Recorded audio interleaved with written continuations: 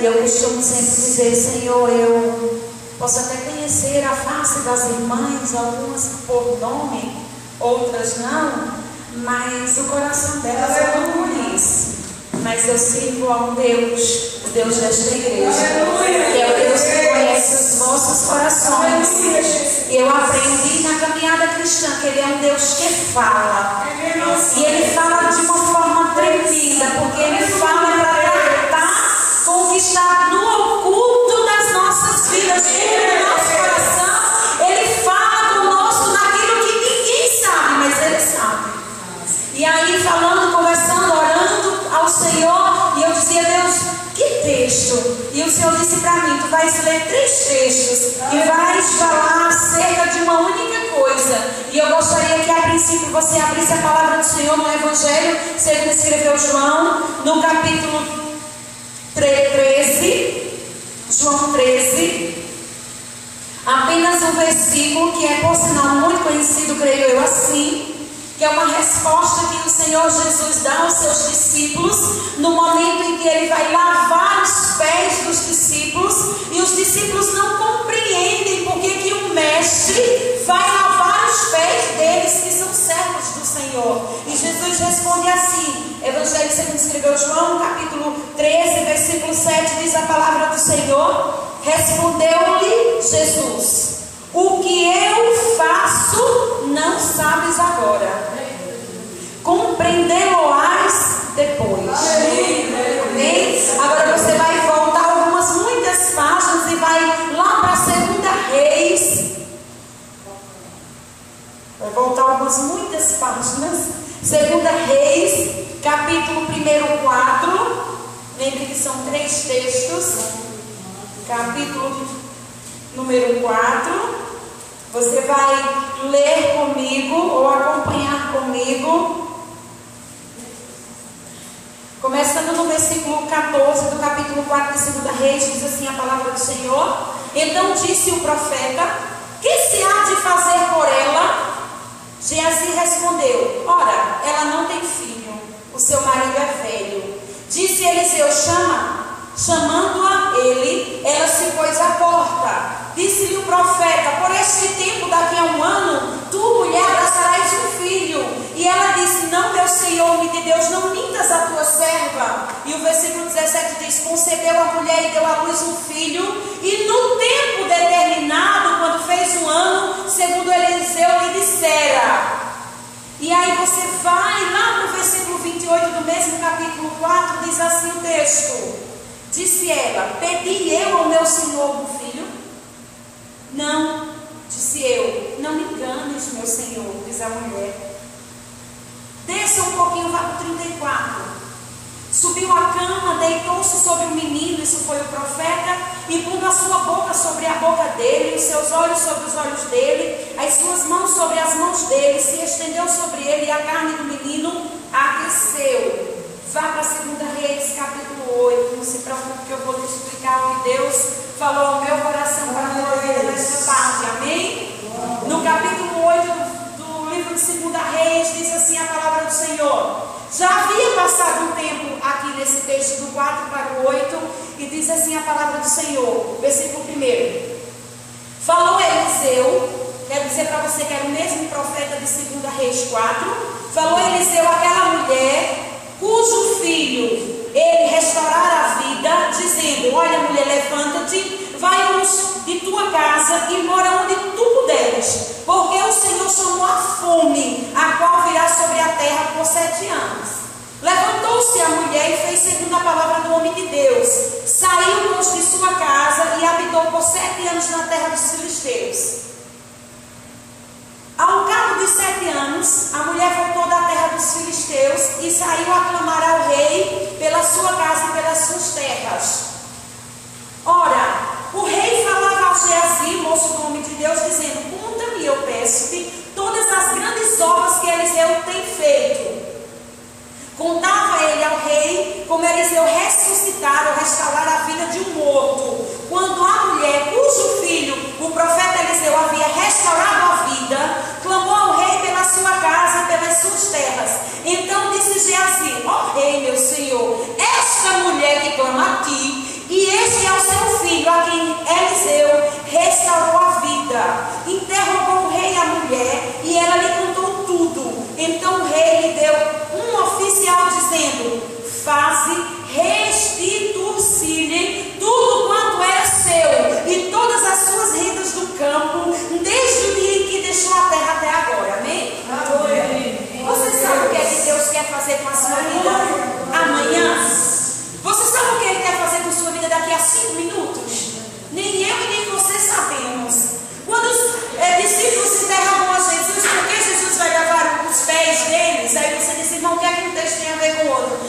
começar a dizer para ti o que o Senhor falou no meu coração. Quando os discípulos perguntam, mestre, por que tu queres lavar os nossos pés? Somos nós, em outras palavras, que devemos nos humilhar a ti e lavar os seus pés. Afinal das contas, Jesus era o mestre, os discípulos eram os servos. Mas aí, Jesus disse para os discípulos, olha, o que eu vou fazer agora, neste momento, que eu estou fazendo hoje, lavando os teus pés, tu não vais entender nunca. Mas amanhã, mas lá na frente, mas na semana que vem, o mês que vem, o ano que vem, tu vais entender o meu propósito nas minhas atitudes. O que é que isso tem a ver com aquela mulher, a mulher lá de 2 Reis, capítulo 4? Irmãs, a palavra do Senhor diz assim, Eliseu era um homem de Deus. Você é mulher de Deus, não é? Amém? Somos mulheres de Deus. Eliseu era um homem de Deus. E a Bíblia diz no versículo 1 que todas as vezes que Eliseu passava aquela cidade, a Sunem, aquela mulher que era rica, a Bíblia é muito clara, ele diz assim, olha, certo dia passava Eliseu por Sunem, onde se achava uma mulher rica. Escute, rica, naquela época era alguém de muitas posses, de riquezas, não como é hoje, mas de muitas terras, de muitos bens para ser considerada rica. E olhe que nem sempre a Bíblia destaca riquezas, a não ser quando fala dos reis, que os reis tinham isso, tinham aquilo, tinham ouro, tinham prata e outras coisas que demonstravam riquezas. Mas a Bíblia destaca que essa mulher ela era rica, dinheiro ela tinha, bens, posses. E a Bíblia diz que todas as vezes que o profeta Eliseu passava por aquela cidade, aquela mulher o constrangia e dizia, homem de Deus, venha dentro da minha casa, eu vou te dar pão, eu vou te dar descanso. Veja bem, o que é que Deus quer falar aos nossos corações? Aquilo que você, aquilo que eu faço por um homem de Deus, por uma mulher de Deus, tem recompensa. Pode não ter agora aos seus olhos, aos meus olhos, mas lá na frente Deus vai te dar a recompensa. E muitas vezes tu nem vai entender por que Deus está te abençoando tanto. É tão somente porque o que tu estavas fazendo hoje, tu não entendias o que Deus ia fazer na tua vida. E a mulher, essa sunamita, ela diz, homem de Deus vem, e ela conversa com o marido dela, e ela diz assim, olha, eu vejo que esse homem, o profeta Eliseu, ele é um homem de Deus. Vamos fazer o seguinte, vamos construir aqui um quartinho para ele, porque naquela época, irmãos, não tinha carro como tem hoje, que você adentra o carro, liga a chave, bota o combustível, você vai para os quatro cantos. Dependendo de onde você for, com 10 minutos, 20, uma hora, você chega lá, gente, nós vamos sair daqui a pé para onde você mora. Quanto tempo você gasta? E se for de carro? Então naquela época não existia carro como tem hoje. Então o homem de Deus, ele andava muito. Ele andava para levar a palavra do Senhor. E nós andamos para levar a palavra do Senhor. Nós andamos para vir à casa do Senhor. Vocês estão pensando que as suas passadas até a casa do Senhor é vão? É não. Deus contabiliza tudo que nós fazemos. As nossas ações, as nossas atitudes na casa do Senhor estão sendo escritos lá nos céus. E um dia Deus vai dar para você algo mais por tudo que você fez pela Ele.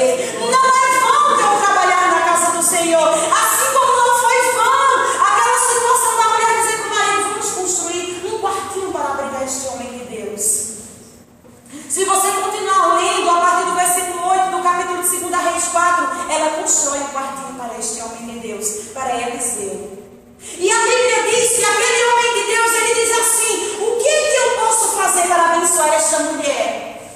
Você já imaginou Deus lá no céu olhando para a tua vida e para a minha vida e dizendo assim, olha, o que é que eu posso fazer para abençoar aquela irmã que está lá na minha casa adorando o meu nome durante a tarde? Ela poderia estar em qualquer lugar, mas você está na casa de Deus, você está fazendo a obra de Deus, a recompensa para a tua vida, o teu sacrifício, as tuas passadas, não é vão para o Senhor.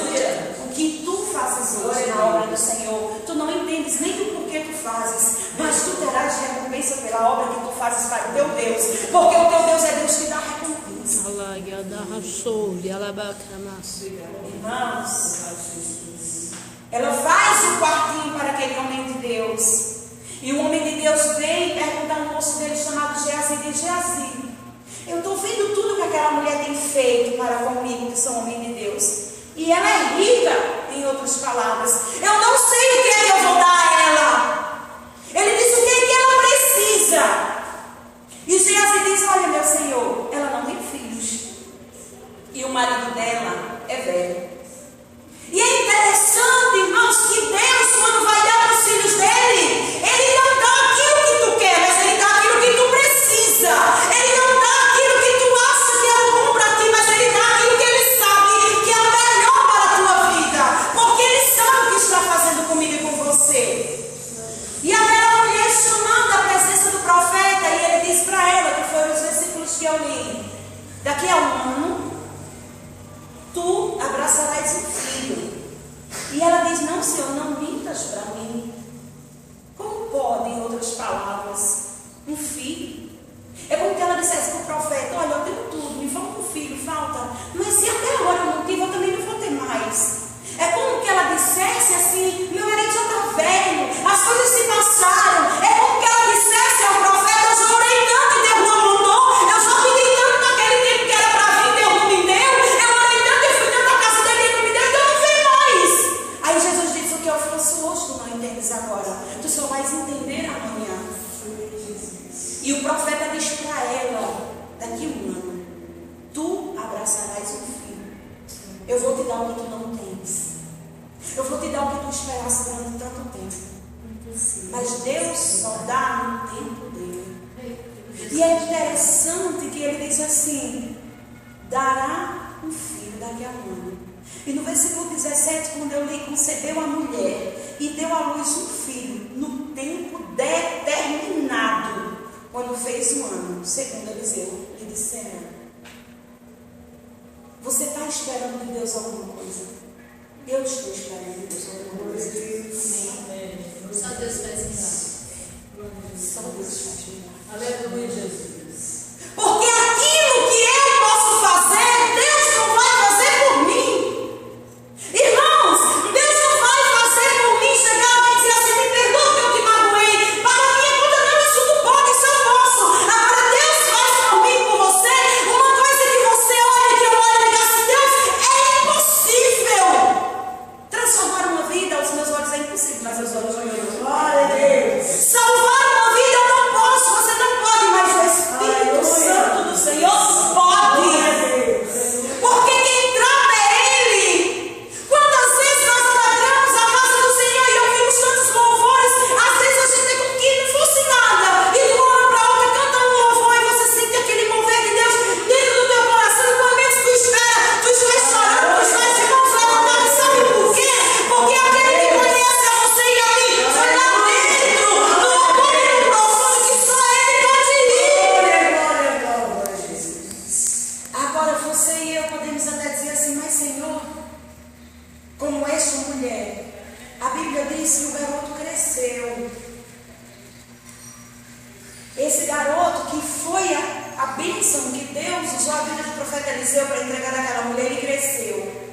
Irmãos, às vezes a gente diz assim: Deus dá e Ele não toma. Às vezes a gente diz isso, mas a gente não sabe por quanto tempo Deus nos deu aquela coisa. Para que Deus nos deu isso? Qual a finalidade de Deus? Só para eu usufruir? Eu não sei, mas o Deus que Deus sabe. Eu só posso dizer que Deus, Ele só faz o melhor por mim, por ti. Glória a Jesus. Ainda que o melhor por mim, por ti, não seja aquilo que para mim, para ti é o melhor. A Bíblia diz que esse jovem cresceu, mas ele estava com o pai trabalhando, e ele teve uma dor de cabeça. Ele disse: leva para a mãe. A mesma mãe que fez o quartinho para o profeta, que ouviu do profeta: daqui a 1 ano tu darás a luz um filho. Esse garoto morreu. Se você parar comigo para imaginar, se fosse eu tinha dito assim a Deus naquela hora: Deus, para que foi que tu me desse? Porque eu já estava sem filho. Para que tu me desse o filho para depois eu tomar de mim tão rapidamente? Não sei quantos anos tinha o garoto. Escute, Deus tinha um projeto muito lindo na vida dessa senhorita, como tem um projeto lindo na tua vida e na minha vida. E o filho que Deus deu a essa mulher, a sunamita, não tinha só o objetivo de abençoar com alegria a vida dela, ou com fertilidade a vida dela, porque Deus tomou aquele filho Irmã, ele morreu. Mas aquela mulher tinha uma certeza tão grande do favor do homem de Deus, do poder que aquele homem exercia em Deus, das formas com que ele fazia da obra. Porque se ele disse para ela, daqui a um ano tu estarás com um filho, e ela disse, Senhor, não mentes para mim, é como que ela disse assim, eu não posso ser mãe, porque se eu pudesse eu já teria tido um filho. E ele disse, mas eu vou te dar um filho, Deus vai te dar um filho. Então o filho dela morre. Sabe onde ela vai botar o filho dela? Naquele quartinho que ela fez para aquele homem de Deus. Me diga, onde você tem posto a sua confiança? Em quem você tem depositado a sua confiança? O que é que isso tem a ver? Escute, nós podemos colocar a nossa vida, as nossas petições, as nossas angústias, as nossas alegrias aos ouvidos de qualquer pessoa. Ela poderia, naquele momento, ter ido ao pai do menino e ter dito, olha, o menino foi para casa com dor de cabeça, mas eu fui tratar dele e ele morreu. Ela podia ter ido às pessoas da casa dela, porque ela era rica, ela tinha serviçais, ela podia ter dito, meu filho morreu, e entrar em desespero. Mas a Bíblia diz que ela pega aquele menino, aquela bênção que Deus tinha dado para ela, e coloca aquele menino em cima da cama do profeta dormia. E ela tomou uma atitude naquele momento. Eu vou atrás de quem pode me ajudar.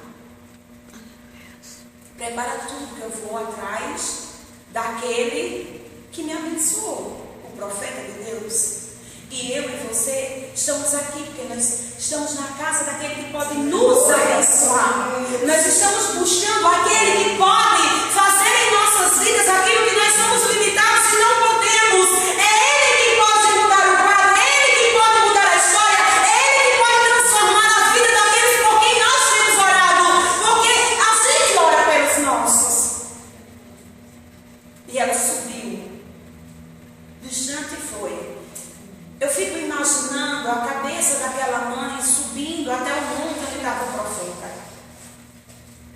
Porque nós passamos por dificuldades e no percurso que nós fazemos de casa até a igreja, a gente vem conversando com Deus, dizendo para Deus muitas coisas. Pelo menos eu venho, sei as irmãs. Eu saio de casa dizendo, Deus, eu vou para a tua casa, te aguardar. Eu queria tanto, Senhor, que tu falasse comigo, que tu fizesse isso, que tu... Eu saio conversando com Deus da minha casa até a casa dele. E chego lá esperando que ele responda às minhas orações. Aquela mulher saiu da casa dela até o profeta. E o que eu acho lindo, aí ela chega para ele e faz assim, te pediu alguma coisa? Ela não tinha pedido, mas ela chegou para ele e disse, eu te pedi alguma coisa. Por que tu me diste para mim? Por que tu me deste um filho? Em outras palavras, tu tomasse ele de volta. Aí você diz assim, mas irmã, não foi o profeta que tomou. Realmente não foi. Mas ela chegou com a convicção que o profeta tinha tanta intimidade com Deus, que assim como Deus usou a vida dele para dar o fim, Deus usaria a vida dele para ressuscitar alguém. Irmãos, Deus é tremendo. Até esse texto não tinha na Bíblia. Não tinha na Bíblia uma história que alguém tinha ressuscitado. Não tinha. E se tem, eu desconheço. Pode até ter. Até aqui eu não lembro de ter. O menino estava lá morto, deitado na cama do profeta. Escuro. Se alguém chega para você e diz assim, eu vou te ajudar, receba, mas não bote sua confiança neste alguém. Porque naquele momento, quando a mulher se prostra aos pés do profeta, o profeta diz para o moço dele, Geazi, vai lá, leva o meu bordão, desce lá e faz assim para com o menino. Mas a mulher fica lá. É como que ela dissesse, olha, homem de Deus, eu só vou sair daqui quando tu fores comigo, porque eu sei que é tu quem tem intimidade com Deus. É como eu e você chegar na casa do Senhor e assim, eu só saio daqui quando tu me abençoes. É como o Jacó ali, lá no Val do Jacó, dizendo para nós, eu não vou te largar quando tu não me abençoes. É como aquela mulher batendo na porta do juiz e disse, todos os dias assim, eu quero a minha bênção, eu quero a minha bênção, eu quero a minha bênção. E a Bíblia diz que aí o morto voltando com aquele homem, eu disse, Deus, Deus, Deus, Deus glorioso, Deus glorioso.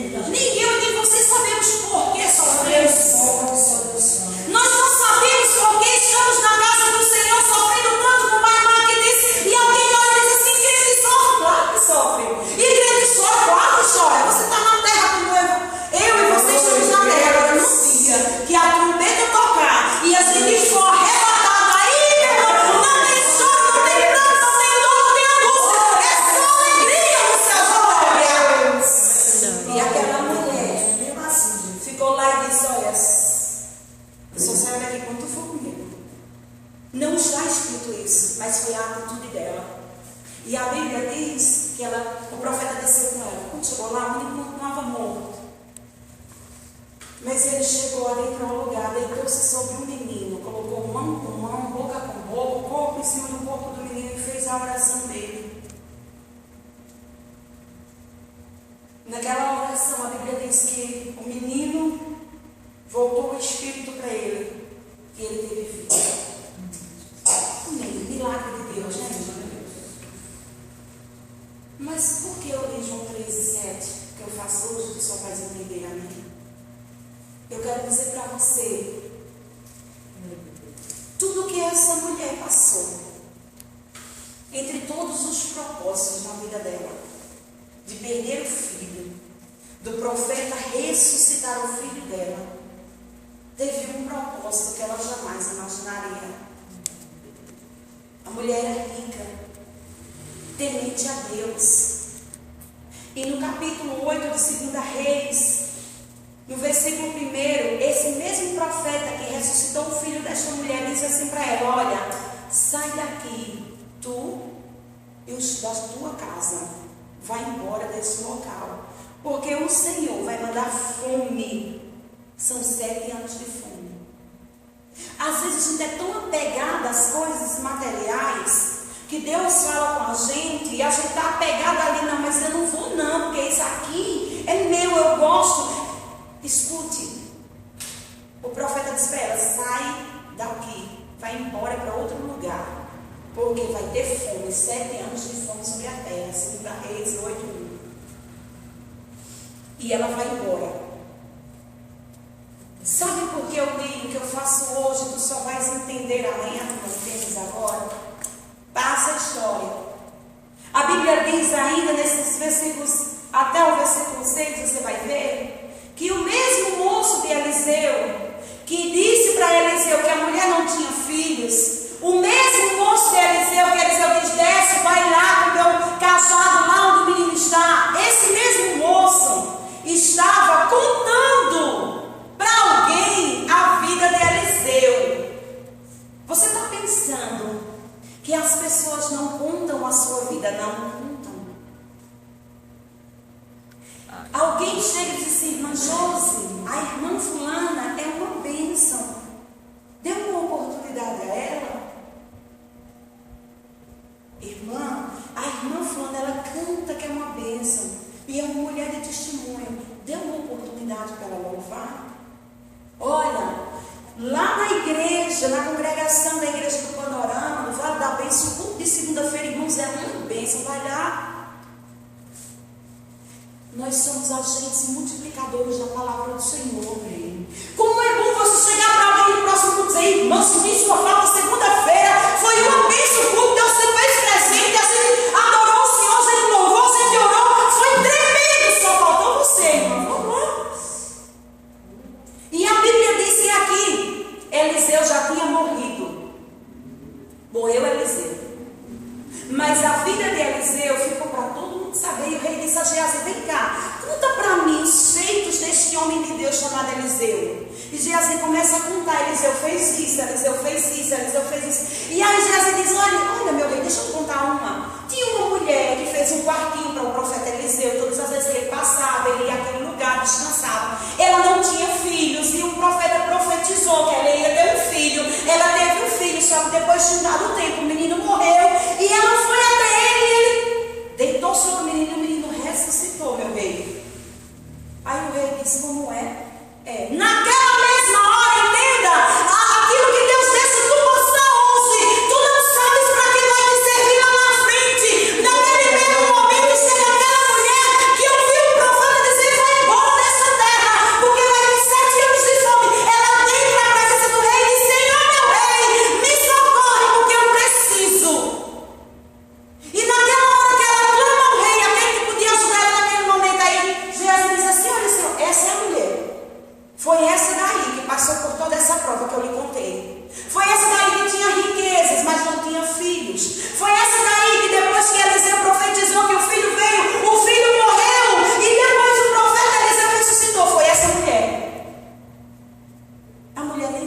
sabia que alguém estava apontando a vida dela.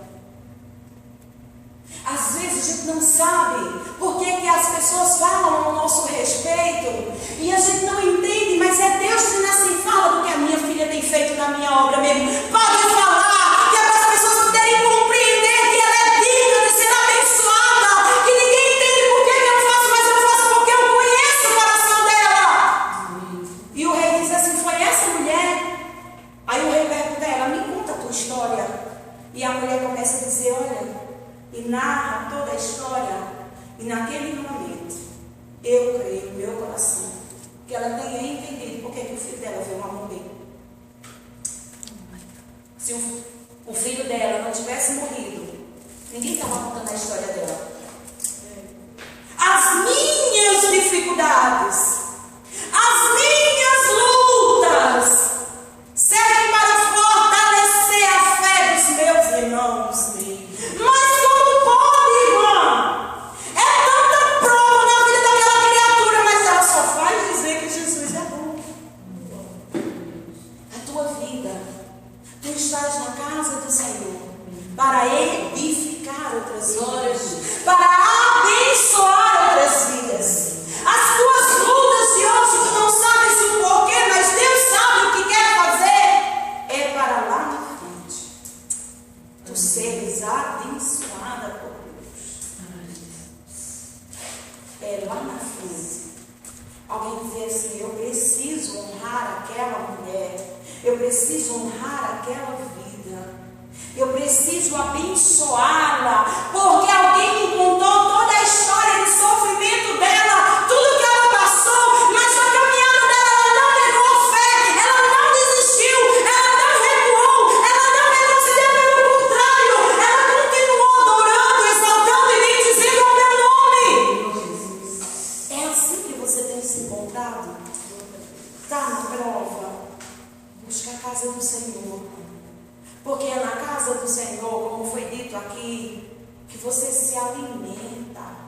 É aqui que Deus diz para você: filha, o que eu estou fazendo hoje na tua vida, o que eu estou permitindo que tu passes hoje, só tem um propósito: de abençoar lá na frente.